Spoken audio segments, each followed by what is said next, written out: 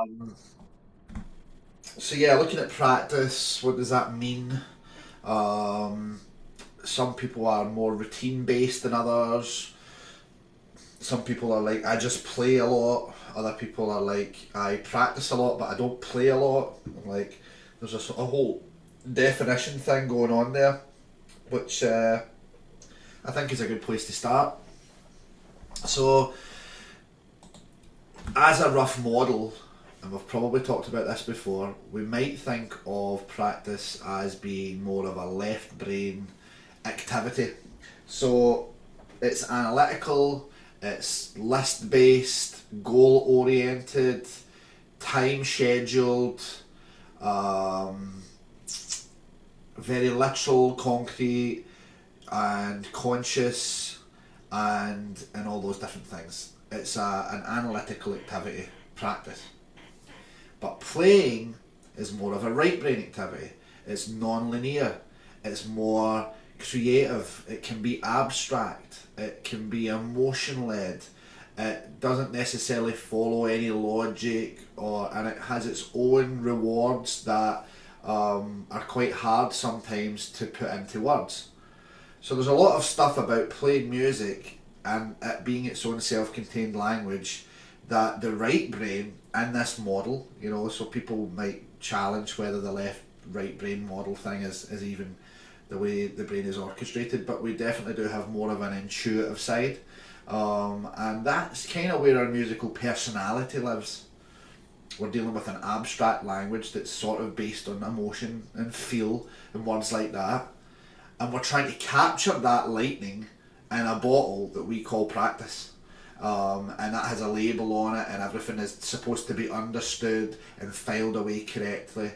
And as a point of interest, I, in my nature, or at least was more of the analytical, figure everything out, which I wouldn't be a teacher if I hadn't went and collected all that material and sorted it all out and so on. But what I can say is that part of your brain, that process, that striving and searching to collect, doesn't lead to feeling like you're this, loose guitar player responding to other musicians round about you or writing music. No amount of practice and understanding and logic leads to that. And that's quite an important thing, because quite often what we do is we have this idea that once we've collected enough of that, once we've figured out enough things or collected enough techniques, patterns, chords, that after that then we're going to do this music thing, or that's just going to happen naturally as a result of all of the things that we've learned. And it doesn't work out like that. And you can have the most magical experiences as a guitar player, as a musician, and not know a lot, or know a lot but still feel like, the less you know the more, or the more you know the less you know. It's a whole complex of neuroses that we can all face. So the answer is, or the good news is, that playing has nothing to do with that. And if your practice, or your playing, as you might call it, is all about that, then I want to offer you that alternative. So there's practice and there's playing. And it doesn't matter how well you play, because playing is supposed to be fun. So you could say it matters how much fun are you having when you're playing, but it doesn't matter if it's good by your own estimations, or if you have demonstrated all of your knowledge. None of those things have got anything to do with playing. They're only to do with practice. Now, the flip side of this then is that when you practice, it doesn't matter how much fun you're having. It doesn't matter how playful it is or how musical you are, because none of those things have got anything to do with practicing. And so what that leads to then is sometimes people don't practice a lot or at all because it's boring, or because it's, well, not fun, boring, right? And it never seems to lead to anywhere. Sometimes it can feel like that. I give you an example, and this is just an analogy. I'm sure it's true. I've heard lots of stories, but as somebody who's never been to the gym, I can't actually tell you this. It's not coming from the horse's mouth, but when you go to a gym, like my friend, in fact, it's Tony. Tony was talking about the other day. Like, I'm sitting outside the gym. I really don't want to go in, but I'm going in, and then, but afterwards it's like happy that he went, and hopefully Tony doesn't mind me sharing his gym secrets. But it's like this is common, right? It's a discipline. You go and you do your reps and you stick to your routine, even if you don't want to, because then when you're on holiday you look the way you want to look, or when you go climbing mountains or hills it becomes easier, or any number of reasons why you might want your physical fitness to peak. So anyway, I'm just throwing a couple of ideas out there. Playing is hard to capture, it's fun, it doesn't have any meaning, it just feels good, and when you do it you feel good. And practice is very much something that we can strategize. If you're confused about where to go in your playing, all you're lacking is structure and routine in your practice. And the paradox is, or the process is, that the more you work on that and then have moments where you just allow yourself to play, you'll start to notice that the playing improves. Again, we're not trying to label it or critique it, but you become freer, you have more things to say, the technique is stronger, and so on. And again, these are just models, don't take them as literally exactly the way things work, but you could also then say that the practice is more of a conscious thing and the playing is more of a subconscious thing, which is to say it largely relies on a kind of muscle memory. And if you do it in moments where you're just sort of like, give you an example, a classic, with your eyes closed, and you just let something happen. This is why some people say that the best times to write music or so on and so forth are like first thing in the morning when you've just awoken and you're not fully conscious yet, you're in that sort of liminal state, or just before you go to bed at night when you're kind of sleepy, you're not so focused on, for me, I used to find that the best time for me to do this stuff was sitting watching the TV with an unplugged electric guitar, and like half of your attention, or 10% of your attention is on the guitar. You're watching the TV and suddenly you hear something cool coming from down here. So I'd be interested, I want to make this as interactive as possible, in the sense that if you have questions about practice, what to practice, when to practice, or feelings that you've been practicing but you don't know how to get to the next bit or whatever, like throw your questions in by putting your microphone on or entering the chat. But I would be interested if anybody would care to offer into the chat, like, if you feel like you are more of a player or more of a practicer, or if it's both. Like, try to figure that out, and we'll hopefully by the end of this session we'll have an idea in our own minds about, okay, I need to do more practice or I need to do more playing. Simple as that. So again, let's feel free to use the chat for that. So again, anytime anybody wants to throw something in, I'm quite happy to go on a tangent. And until such times, did I hear somebody put a microphone on there? I was gonna jump in if I could, but then some of the Yes, posts. Chad, how you doing, my friend? Doing well, man.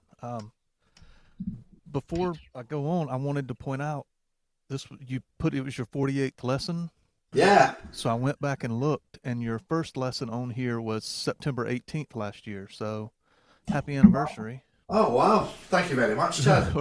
Hey, I didn't even notice myself, so one whole year, crazy. It just made me think about when you first came on. I did a few lessons with you, and I was like, this guy's way over my head. I can't follow him. And you're teaching stuff that I wasn't really trying to learn. And then when I met you in Scotland, I was blown away by your passion for teaching. Like it, Wow, I that's really awesome. made the connection with you there. So I've been to every lesson since. And I think Yay. the big thing that I've gained from you that I didn't expect was just a curiosity. I play more, and I don't mean play. Like I play with the instrument more since I've been taking lessons with you, doing things that I never intended to be doing. It's not my style. It's not something I'm comfortable with, but you've you've built that curiosity in me, and I think as a teacher, that might be the biggest compliment one can get. Absolutely. So, That's thank you. amazing. No, thank you so much, Chad. And I'm glad. I'm glad that it's because that's the name of the game, right? Is to feel like there are no rules, there are no limits. You can just pick up your guitar and go on an adventure, right? That's sort of the point, right? Yeah. Which brings us to, so I think Paul and I were having this conversation yesterday. I'm at this point where I like playing songs. I like learning songs and I like playing and singing. But I also know I need to be practicing my scales, and I know I need to be, um, you know, doing the lessons and this kind of thing. And I think it's a kind of getting back to what you said in the synopsis of this lesson is organizing my time. So if I say, okay, I'm going to do 30 minutes of scales, I'm going to do 30 minutes of learning this song, rather than reverting to whatever's the easiest and the most fun. Is that, am I making sense? Is that what we're working toward today? Absolutely, and let's break it down because I think that this, if we go through the process now, then everybody else who's here can apply that to their own journey. And you know, I'm happy again for anybody to repeat this process. So let's start then, Chad, in the sense of. So do you have like a concrete thing that maybe you've been putting off that's like the thing that you know you should be working on?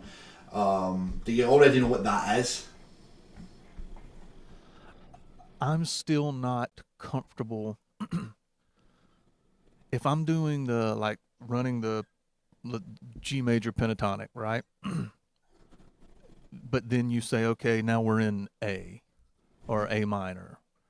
At moving those position one now moves here, position three's down. You know what I'm saying? Like the way it moves. I'm not comfortable with that. I know it, but I have to think about it. And that would be something for you then that would be like you feel like that would really open up playing for you, like that's a barrier for you at this point.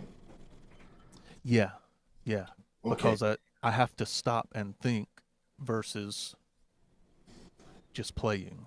sure. And so if you were improvising over a series of chords and you felt like you could follow them, that would maybe open up opportunities for you to work more on maybe phrasing or different things that you wouldn't be so tied down to just finding the right notes. Yes. Yeah. And I think that's probably relatable for a lot of people. So all we can do at this point, and this is the whole point of the practice, is all we can do then is become very specific about that thing. And it's okay to focus all of your time on that one problem because like I sort of hinted at there, once that has been solved, then you're free to do whatever it is you really want to do, right? Because that's kind of, and that's an obstacle, right? Like, I really want to improvise freely over a chord sequence that changes between different chords or even keys.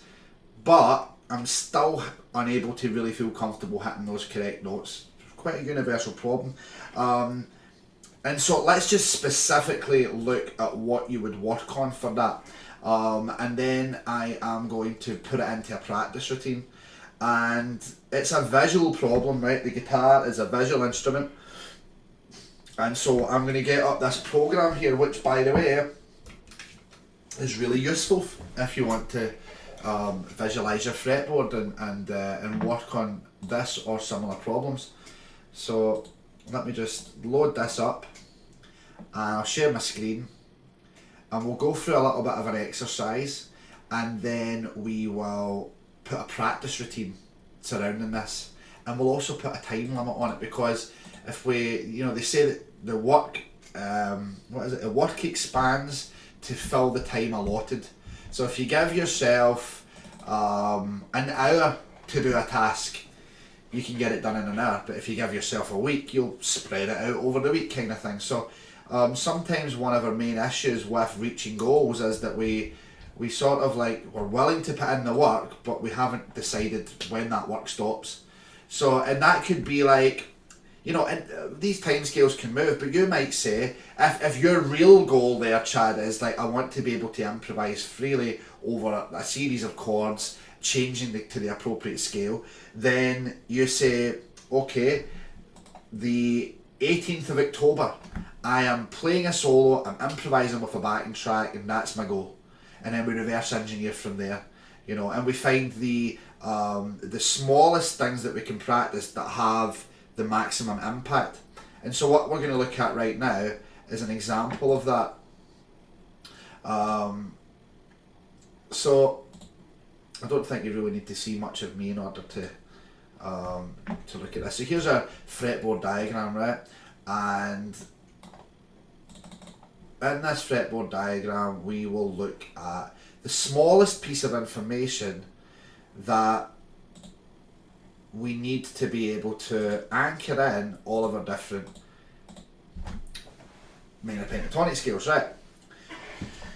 I call this the pentatonic anchor. It's only 4 notes, right? And if you can learn to recognise this pattern all over the fretboard and where its root note is, then suddenly this issue of memorising all 5 patterns is no longer an issue. So this is a 4-note pattern, which I call the pentatonic anchor. And when you see it starting on this string, most of you probably already knew that I would do this next for pattern 1. Because most people are super confident with pattern 1. So even though you only see that, it reminds you of or infers these other notes here. Pattern 1. Okay. So if we see that same pattern, let's say on this string, it looks exactly the same, but it can't be pattern 1. But it is still the same pentatonic anchor, and wherever you play it, this will always be the root note.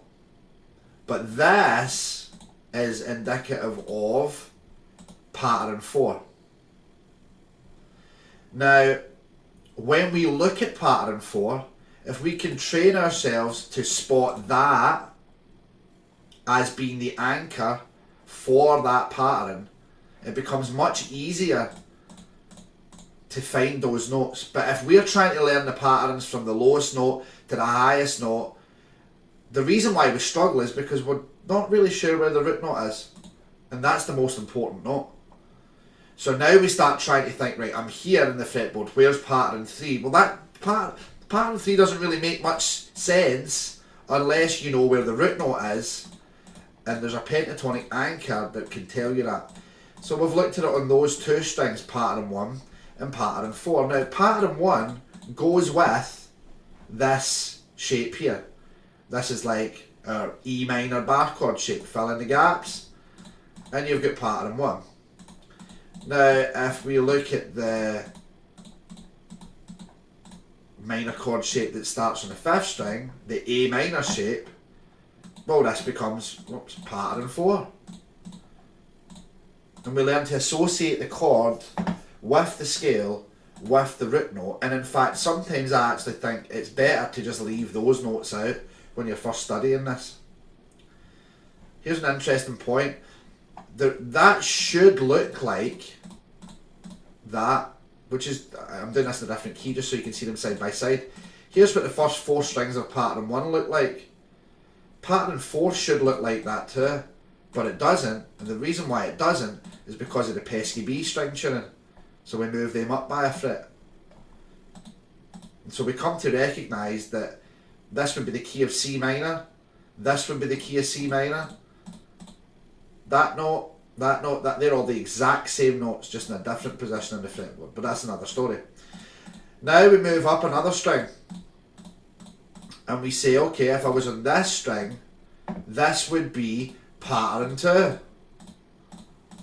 But we're not learning it from the lowest note to the highest note. We're identifying this note as the root, and we're noticing that this pattern exists, which I call the pentatonic anchor. And you learn that And this pattern, when it's right on the 4th string, that's when you play all these other notes that we call pattern 2. And then we move up another string. And we say, what does it look like if it's on this string? Well, it would look like this, but this is the only one you need to watch out for, right? It doesn't look like this because of the B string. It looks like this. It's the same 4 notes, it's the same pentatonic anchor, but because of the pesky tuning of the guitar, which should look like this, the notes are moved up a fret. And you get what we call pattern 5. But this is the most important note. Again, if anybody's not super following this, it doesn't matter. You'll have the recording, and what I'm doing is I'm showing you the simplicity that you will find in this visual approach given time, and it doesn't need to be a long time.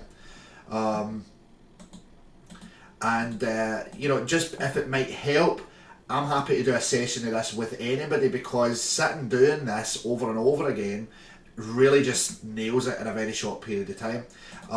Here's the pentatonic anchor and the remaining 2 strings, right? We've only got one shape left. It's called pattern 3. And pattern 3 looks like this. I always say pattern 3 is 3 in a row. 3 in a row of them, and this little wavy thing here. And there's my pentatonic anchor up the top. So what your goal is, before you start worrying about playing through different changes, again, there's that word playing. Before you start worrying about making music, playing with this, just do the practice, which is a visual approach, and it's just coming to recognise patterns and shapes and doing it over and over and over again until when you want to think of this as a root note, you automatically see this pattern, and when you see that pattern, you see how to fill it in, and you've come to know this as pattern 3. So you're up here in the fretboard, and you find this note, minor pentatonic, and you know how to play it.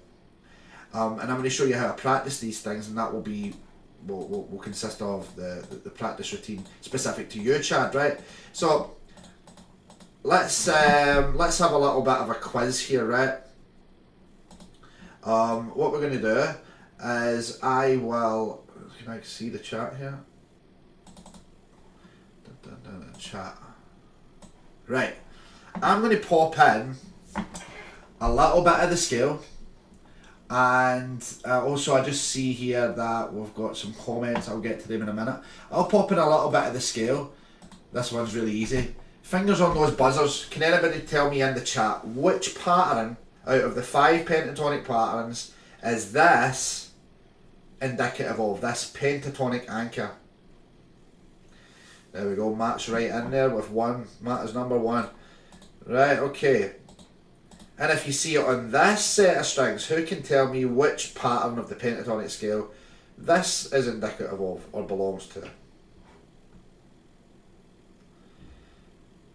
And Sandra has said, if learning to recognise pentatonic anchors within different patterns is the learning goal, how would you recommend doing that? Exactly the way we're doing it right now.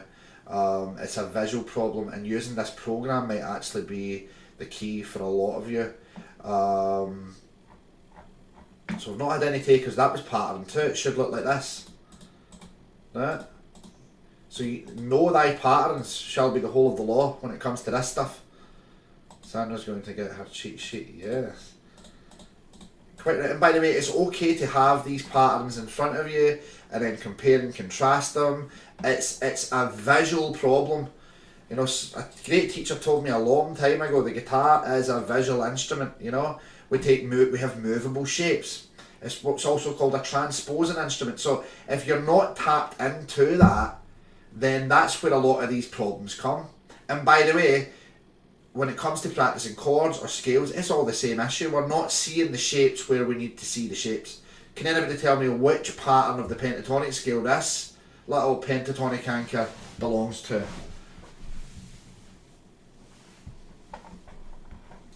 I need to get one of those clocks from Countdown.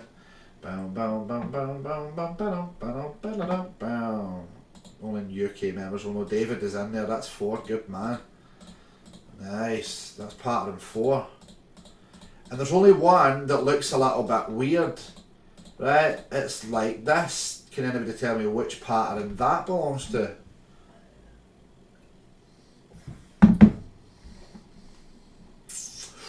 Oh, I'm afraid it's not 2, David. 2 starts on this string. 2 has the pentatonic anchor the way you would expect to see it and fills in like this. There's pattern 2 right there. No. But this one I've drawn in, oh, sorry, looks like this. It's a little bit different. It's pattern 5. You know, and you'll come to recognise that 1 out of the 5 patterns looks a bit funky to begin with, but then it also ends up becoming the most symmetrical of all the patterns. So you might remember, okay, when I'm looking for the G to B string, it looks a bit different, but it's a really symmetrical pattern. Right, this is a really symmetrical pattern. Watch how I talk about this, right, or listen to how I talk about this. This one here. This is pattern 3. Pattern 3 has 3 in a row. 3 in a row. Pattern 5 was the symmetrical pattern. Pattern 1 goes with this E minor shape. Pattern 4 goes with this little chord shape, the minor chord shape. That's pattern 4. And pattern 2, you can think about it in some way. Like here's pattern 1, pentatonic anchor. I could go up an octave. Well, going up an octave takes me into pattern 2, which looks like this. Pattern 2 is a little bit funky looking, but it has this little bit here, which I've mentioned to you guys many times. You know, one of my students calls this the House of Blues. You know, I think of this quite often. We've discussed this many times. We could say this is the Everybody Wants to Rule the World.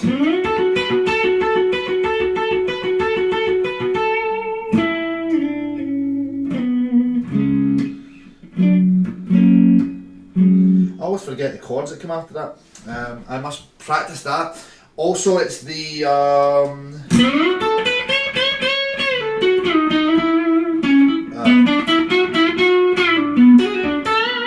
All on the Watchtower, or it's the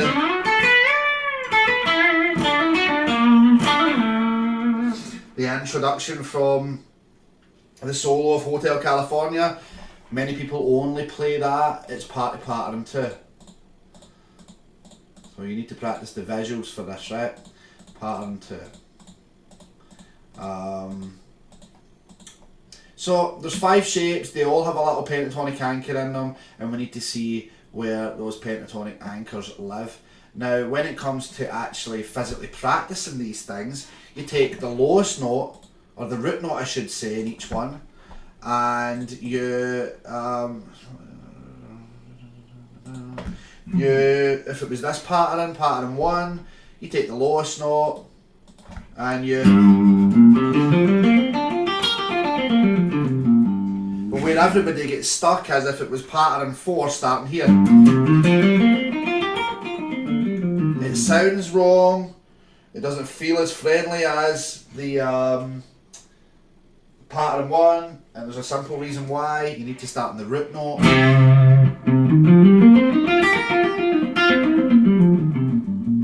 And if you end on the root note, you also sound like you know what you're doing. Here's pattern 2.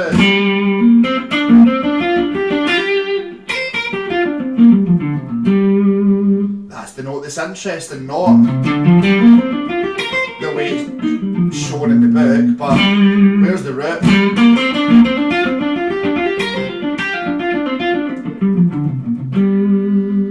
Pattern 3.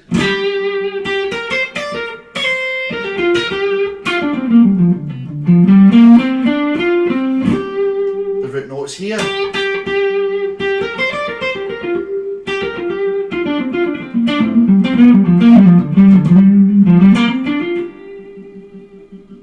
Pattern 5.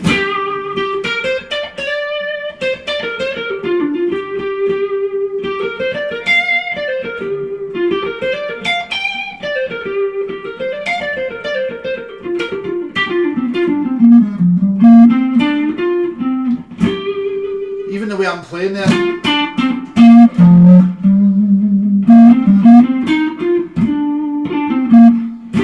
you can tell that's the note we want want to get to.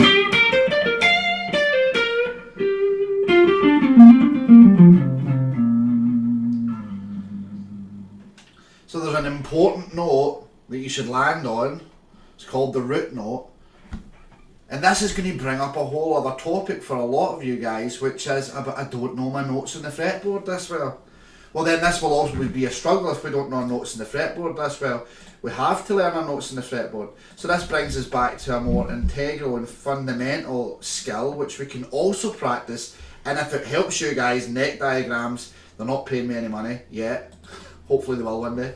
Who knows, I don't even know if they have any money, right? The program doesn't necessarily look as if it's the most modern of all programs, but I'll tell you what, it's really, really useful. Here's a G note. Here's another G note. Here's another G note. There's a pattern to that. This is an octave shape. This should be the same, but it's 1 fret wider because of the nature of the tuning of the guitar. All of the strings are a fourth apart, except the G and the B, which are only a third apart. Now, if you popped your pentatonic anchor on there, and then you popped your pentatonic anchor on there, and then on here, you would now have this really interesting 4 notes.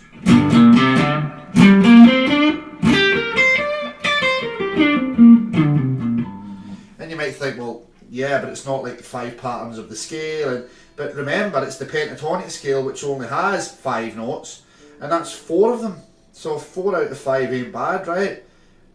Now, what happens then is, if you can see where those root notes are, and you know that you can fill in, I'm going to take them away for now, there's pattern 2.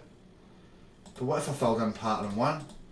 So now we're going to start to get a more accurate read on what the fretboard actually looks like. What if I fill in pattern 3? You know, and if I see that, anyway, anytime I see that, which you might recognise as a D chord shape, well, I know straight away that that's pattern 4. And anytime I see that, I know that this is pattern 5.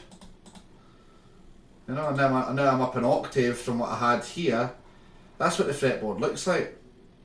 Now, I filled that in very quick, right? But is that because I have a magic trick? No, it's because when I look at it, I'm seeing what I like to think of as like the matrix of the fretboard is divided in octaves. On each octave I find the exact same information.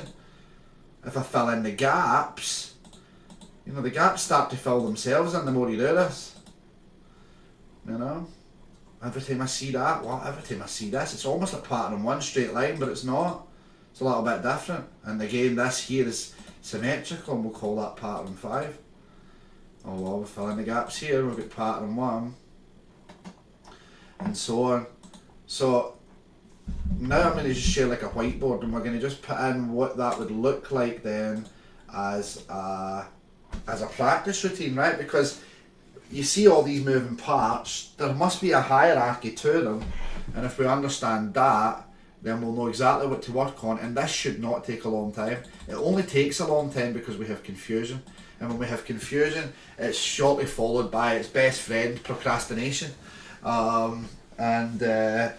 This could hopefully solve that for you guys, right? And again, for you, Chad, specifically, I'd be super excited to see how you go on with this. 1, octaves,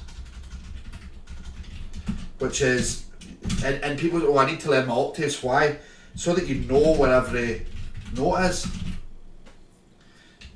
So you do that, and how long do you do that for? Well, we'll figure out how long you've got at the end, and we'll divide our time up, and we'll divide it up based on what's most pressing, and we'll talk about how fluid that can be. You know, because as soon as it's a definite routine with definite time on each activity, we start to focus on that more than the goal. We need to know that these things are flexible, and then we can get to the result much quicker. So we need to know where the octaves are. Then we look at the pentatonic anchor in octaves. Then identify the anchor in all 5 patterns, playing root to root. It's what I call the root to root method. So wherever you are, if it's in pattern 2 and you're starting on the 4th string, you go all the way up, all the way down, and then you come back round until you end up where you started. and you'll start to notice that it sounds more like a lick. Like if I'm going,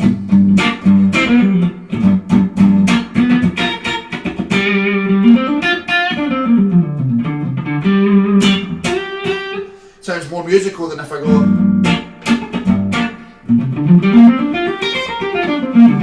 and play the whole scale pattern, right? So knowing that's only 4 notes.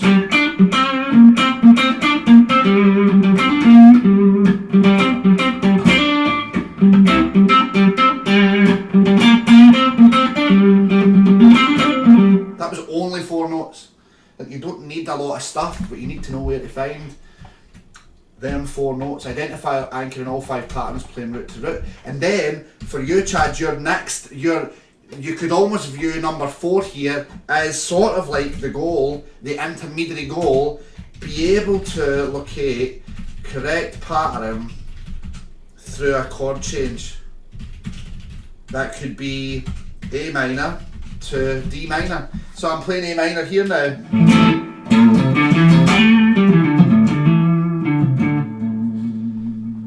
And then I want to change to D minor. Okay, there's another D minor here.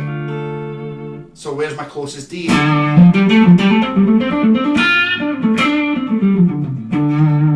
Back to A minor.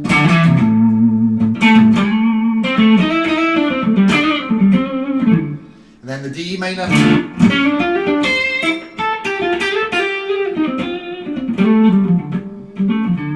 And for me, that's just like finding the chords, and it will be for you too. So then you say a bit time, you go, okay, well, I want to do other things, and I think I can apply 20 minutes total to this.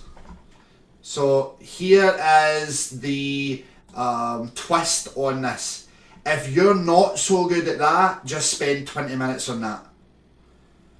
But if you are okay at that, and you have that sense of like wanting to get to the next bit, and you feel like you're ready, you do 10 minutes on that and 10 minutes of this. When you're crystal clear about where you can find, and one key's fine, and then the pentatonic anchor, now you're ready to do a little bit of this over here. And so now you may be spending 5 minutes, 5 minutes, 10 minutes. Or it's 10 minutes, 5, like divide the time. But the key is to decide ahead of time. You say, I've got 20 minutes, I'm setting a timer for 10. I want to spend half my time on that. Or, I feel like I'm confident with that. Don't skip it out, make sure it's there, strengthen that, and until you can get to here. Eventually you'll be spending all your time doing number 4, at which point you'll have reached your intermediary goal. And at that point, you're ready to move on to the next topic, which is either changing between more chords, or being more musical, changing between those chords, which we could call transitions. So hopefully what we're doing here, again, we're really, and I can post this whiteboard into the same where the replay link goes. What we've just done there is really try to logic it, like really do the analytics on it. Like, okay, I have this problem and I want to solve this problem, but if I just try to play the right notes and hit the right chords, it's like, okay, reverse, what's missing?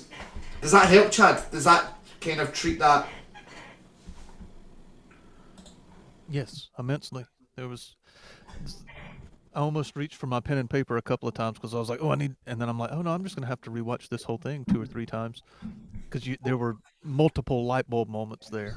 Wow, and multiple light bulb moments. I love it. I think at the end of the day, yeah, I've been looking at it as like this big thing that I need to tackle, and it's always when somebody points out the obvious that you're like, oh yeah, that's obvious, but yeah, take a little chunk and work on, like you say, set that timer. Anyway, I can ramble forever. Great, and by the way, timers are excellent, because if we don't, we just, we just end up sitting there for ages, and we don't necessarily have a variety to what we do. Rich says, understand the value of knowing what all the notes are. What does octaves have to do with it? So I use this word I describe it, I call it like the matrix of the fretboard. So okay, yeah, we need to know where the notes are. But the value of knowing where those notes are is in order to play something. And anything that you might play, let's say it's a scale for instance, okay? Because really we can play scales and we can play chords, single notes or more than one note at one time, melody and harmony, and both are intertwined, but that's my simplistic view of the fretboard. So okay, I know where the note F sharp is. What use is that to me unless that I can think of an application for it? Okay, so my application for now, because this is kind of, you know, where guitar education begins and for some people ends, is minor keys, right? And we'll just go with that. We need to know minor and major, but minor keys, okay, as an F sharp. Now, as we've discussed today, that if I understand anything about scales, I now have 4 notes straight away. Somebody says they're playing F sharp minor.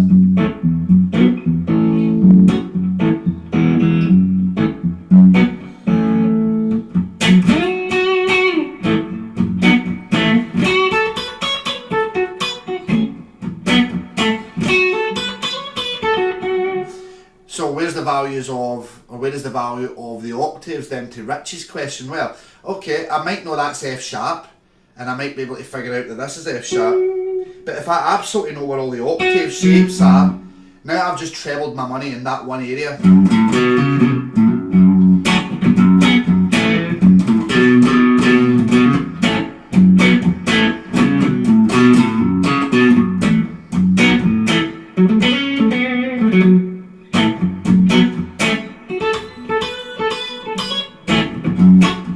And there are other octave shapes that will have you play. So,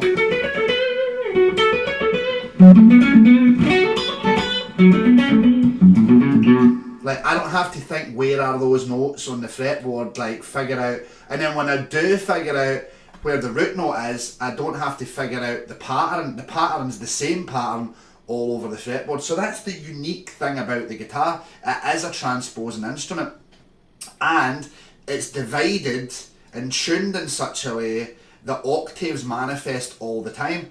And if we don't see that, then we can't use that, and if we see that, then we have a lot of options. Now, where does this appear all the time? Well, all the chords, I mean, if you look at an E major chord, and if you see the value of knowing where the notes are in a chord, well, hopefully you can't help but notice there's an E here, and there's an octave here. And if you look at A minor, there's always octaves, bar chords, root 5th octave, power chords, octaves.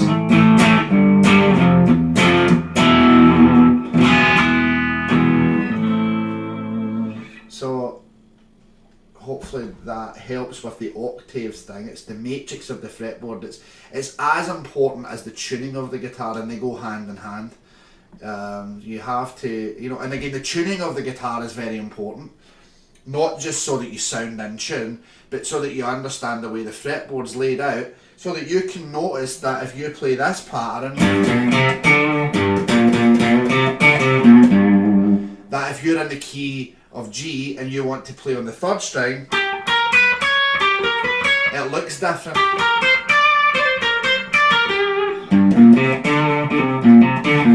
Same notes,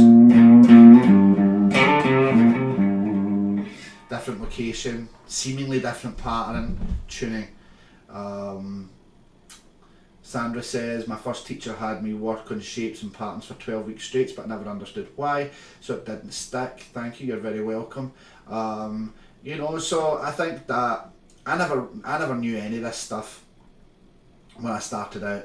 I figured it all out as in frustration of the fact that I knew there must be a pattern, and some of these insights came from messing around on the piano.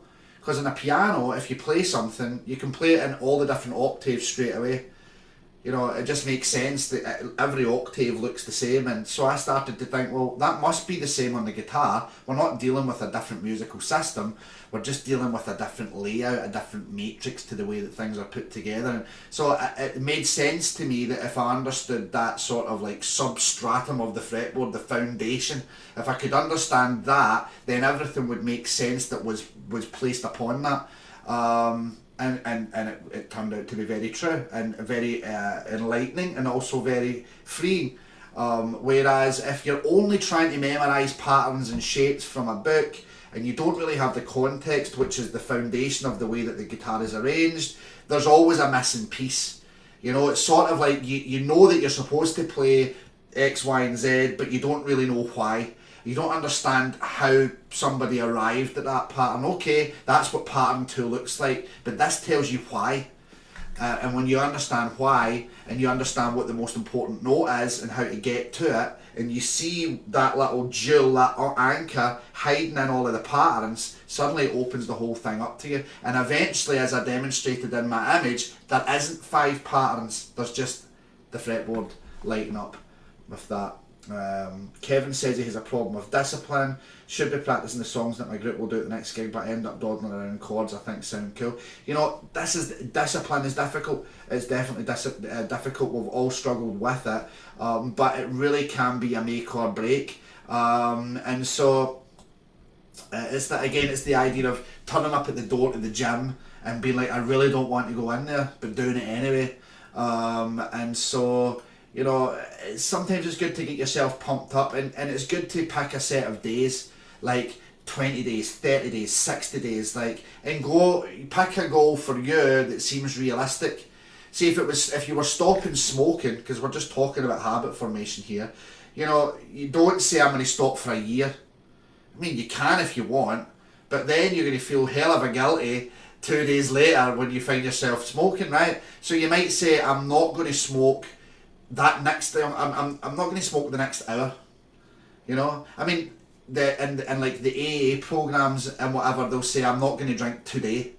If I can get through today, and I've heard people who have been like sober for years, and they'll still say, you know, you see it in interviews and stuff on, you know, online as well. Like they'll say, I'm still a recovering alcoholic, and I'm going to get through today. So if you can pick up your guitar and do your 20 minutes today, even if you hate it, and you commit to the next day to I'm doing it again today, whatever you have to do to trick yourself, 20 days from now, your playing is going to be so much cleaner, it's going to feel so much more connected, you're going to feel so much more confident in the fretboard, and you're going to go, wow, light bulb. It's because of the discipline, it's because of the boring time I've put in has, surprise, surprise, resulted in more fun. Kind of a paradox. Sandra says, do you think having a keyboard helps? Someone recommended just getting one and labelling it to help with the visual. So yeah, it's a different visualisation from the guitar, but I think that it helps because you love music, and the keyboard does allow you to see the notes laid out in front of you.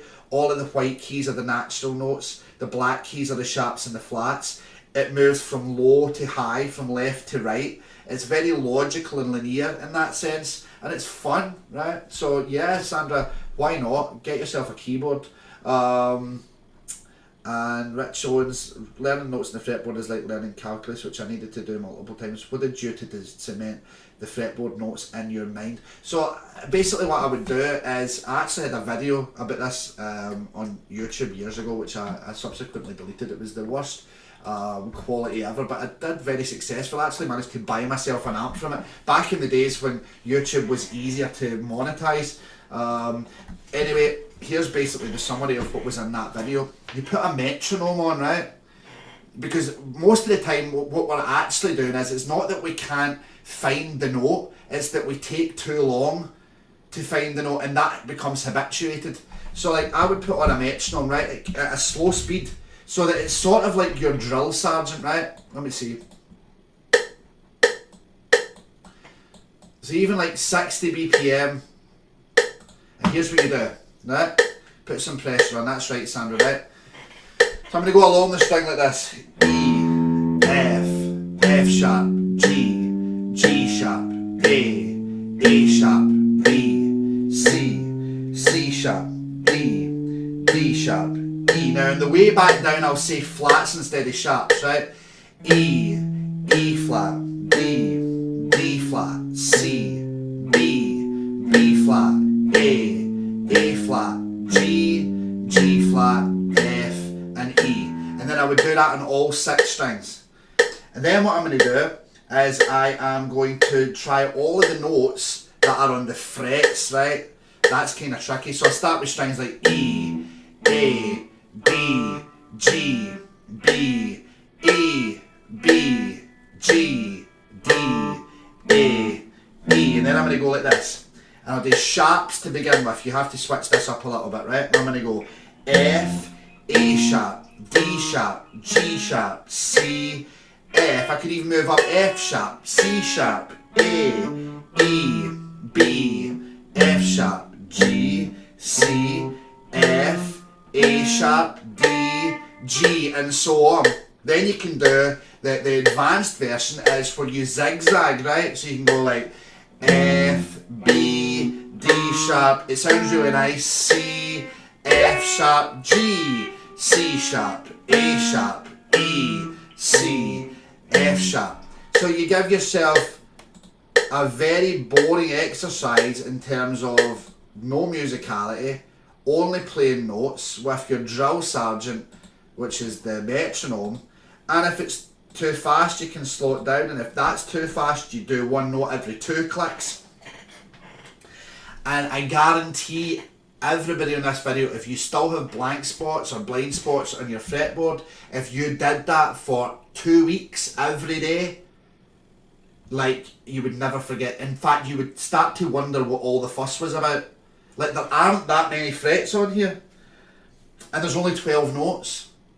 And what happens is we sort of like unwillingly and unconsciously, for a lot of guitar players, we decide that, yeah, I could work it out, you know, but we never get to the point where it's like I'm absolutely nailing it. Now, you won't find any piano players who'll say the same thing.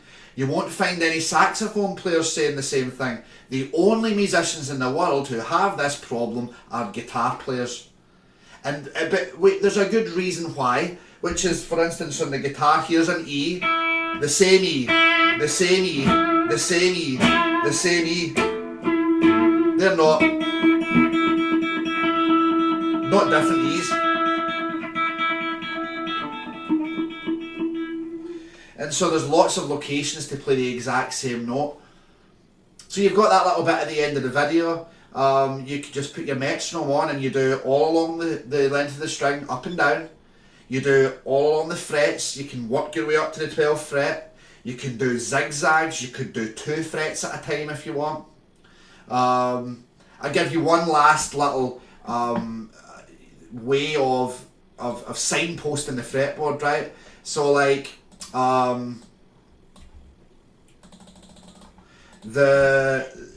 each string has dots on it for most guitars. If they're not on the fretboard, you'll see them on the top of the neck. On this guitar, I have one on the 1st fret, which is kind of rare, so I'm just going to deal with 3, 5, 7 and 9. They're the dots that are universal for most guitars. A dot on the 3rd fret, 5th fret, 7th and 9th, and then you get the double dot at the 12th fret, indicating the beginning of the octave. On the low E string, the notes and the dots are G, A, B and C sharp. On the A string, the notes are, and they follow the same pattern, right? You have C, D, E and F sharp. What I mean is there's 3 natural notes and a sharp note, right? And then you move on to the D string, and the D string has a unique feature as well, because it has F, G, A and B, all natural notes, right? Now we move to the G string. It has a natural feature, B flat, and it goes B flat, C, D and E. It has 1 flat. And the B string has a nice feature to it. It goes D, E, and then you've got 2 sharps. So the F sharp and G sharp. And the high E is a freebie because it is the same as the low E. G, A, B, and C sharp. You'll receive these, you'll be able to see them in the video, and you'll also get them in the replay like thing, these 2 whiteboards. So like these 2 strings here, or this set, 3 natural notes and a sharp. Unique because it's all natural. Unique because it has a flat. Unique because it has 2 sharps. These are what I call signposts. So if you ever find yourself going to play a note on the G string, I'm looking for the note C. G, A, B, C.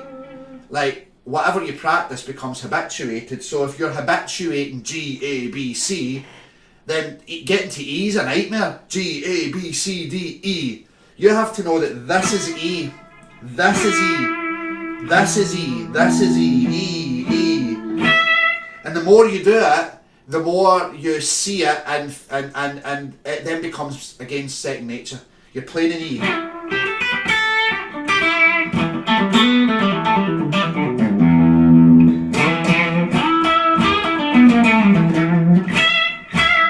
You know, because there's a part of your brain you may be aware of. They call it the reticular activating system. And here's a fun little game before I finish. I'll be a little bit late for my next call. Matt, I think you're the only guy that's in the next call, so don't batter me. See, as Scottish guys are prone for battering folk for being late. Anyway, so that the little game you play is as follows. You may have seen it before, right? So play along if you can. So you look about your room, right? So I want everybody to look around your room that you're in right now, and I want you to notice all of the blue things, right? So think about all of the blue things that you see in your room. Doesn't matter how many there are. You just look around your room. How many blue things do I see? And then the question is, tell me all of the red things that you saw. Right? So you don't remember all the red things that you saw because you were focused on looking for blue. So the part of your brain that does that sort of like filtering, they call the reticulating activating system. And it's also the part of your brain that's responsible for things like, you know, you never see a yellow car, right? And then you see one, and that day you notice 4 yellow cars. It's like a part of your brain that just filters out or specifically looks for certain things. It's a way of like cutting down the noise in the brain, I guess. And that's the part of your brain that you use when you start viewing the fretboard correctly. It's like when you're playing on an E minor chord and you want to make music, you're not thinking about all of the music theory that you know. For that moment in time, you're only an E minor guy.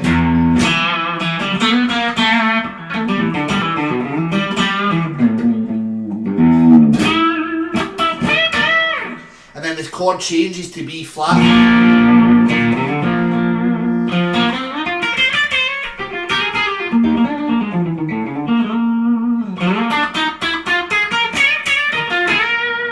Then the chord changes to B minor.